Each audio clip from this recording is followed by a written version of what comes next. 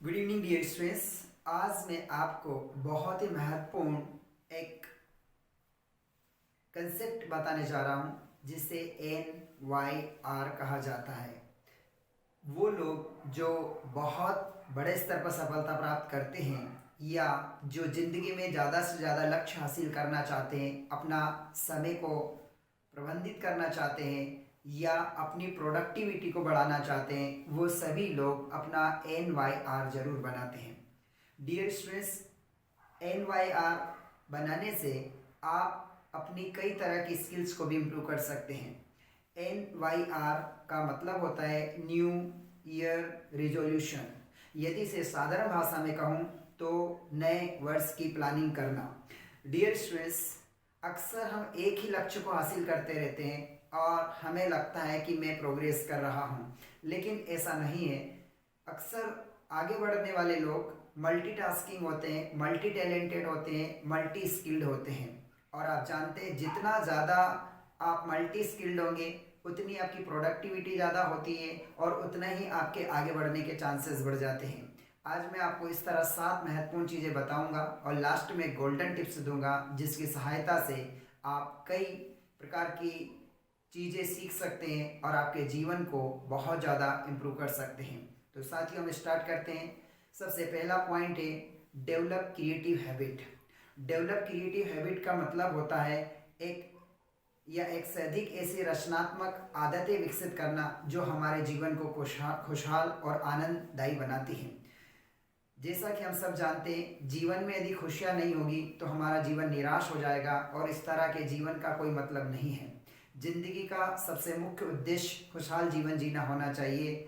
जीवन में प्लेजर और खुशियाँ होना चाहिए। और यदि आप चाहते हैं कि आपके जीवन में खुशियाँ हो तो आपको अपने दिल और दिमाग दोनों को संतुष्ट करना होगा। और दिल और दिमाग केवल और केवल उन्हीं रचनात्मक आदतों के कारण संतुष्ट होता है जिनको करके हम अपने जीवन में बहुत ही आनंद प्राप्त कर सकते हैं। जैसे कि गाने सुनना, डांस करना, जिस पुस्तक में आप इंटरेस्ट रखता है उस बुक को पढ़ना, गेम्स खेलना या फिर अपने फेवरेट प्रोग्राम्स को देखना। इन सारी चीज़ों के लिए कुछ मिनट्स देने पर आपके जीवन में आपको खुशियाँ मिलती है, जो कि हमारे ज़िंदगी का एक महत्वपूर्ण हिस्सा है।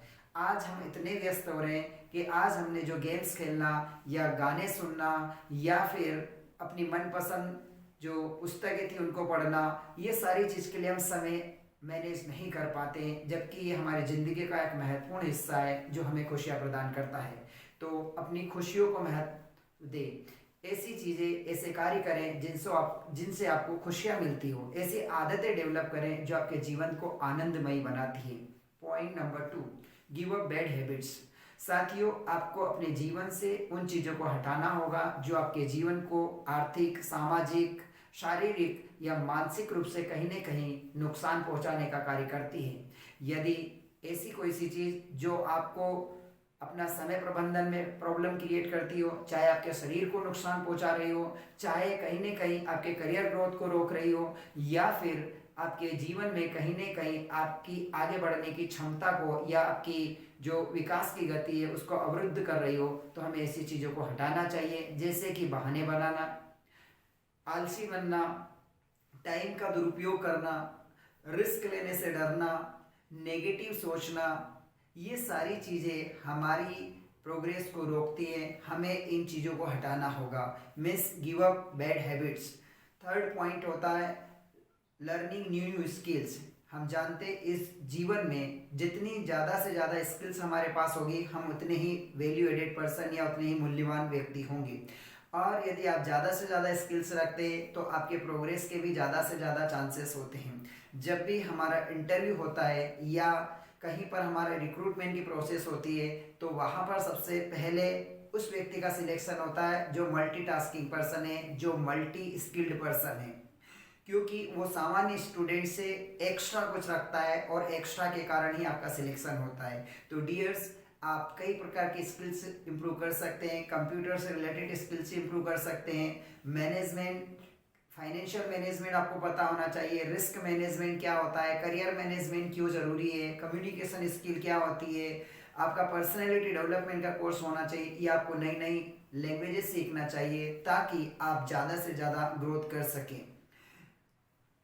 अगला जो पॉइंट है वो है रीडिंग। साथियों, आपको कम से कम एक साल में 5 से 10 ऐसे लोगों की जीवनियाँ पढ़ना चाहिए जो शून्य से शिखर पर पहुँचे हैं। जब हम इस तरह के लोगों की जीवनियाँ पढ़ते हैं, ये हमें इंस्पायर करती है अपने आप को बेहतर बनाने के लिए, अपने जीवन में ऊंचाइयों को छूने के लिए। बादाम खाने से दिमाग उतना ताकतवर नहीं बनता है जितना कि हम ऐसे महान लोगों की जीवनियों को पढ़ने से उत्साहित होते हैं। इस तरह की जीवनियाँ पढ़ने से आपके अंदर उत्साह के साथ साथ उस तरह के विचार बनने लगेंगे जो आपके जीवन को बड़ी ऊंचाइयों को प्राप्त करने के लिए प्रेरित करेंगे। अगला जो पॉइंट है वो है हेल्थ। हम जानते हैं नो हेल्थ नो वेल्थ। यदि आपका शरीर स्वस्थ नहीं है तो इस तरह का धन भी कोई काम का नहीं है। पहला सुख निरोगी काया, दूसरा सुख हाथ में माया। लेकिन आज उल्टा हो रहा, आज व्यक्ति पैसे के लिए अपनी हेल्थ खराब कर रहा है और जब हेल्थ बिगड़ती है तो कमाया हुआ पैसा खर्च करता है। इससे पहले कि हमारी हेल्थ खराब हो, हमें ऐसे कार्य करना चाहिए जिससे कि हमारा शरीर स्वस्थ रहे। उसके लिए आप meditation, yoga, morning walk, exercise, gym कुछ भी ज्वाइन कर सकते हैं। ऐसा कहते हैं सना